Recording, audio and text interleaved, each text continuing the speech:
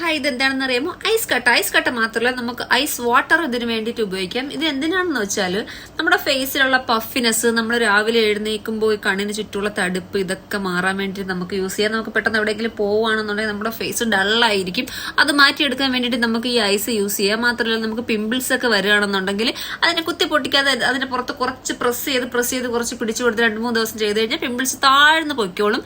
പിന്നെ നമ്മൾ സൺ ബാണിന് നല്ലതാണ്. പിന്നെ സ്വെല്ലിങ്, ഇൻഫ്ലമേഷൻ, റാഷസ്, എന്തെങ്കിലുമൊക്കെ കടിച്ചിട്ടുള്ള ചൊറിച്ചിലോ തടിപ്പൊക്കെ ഉണ്ടെങ്കിൽ നമുക്ക് ഈ ഐസ് വെച്ച് കൊടുക്കാം.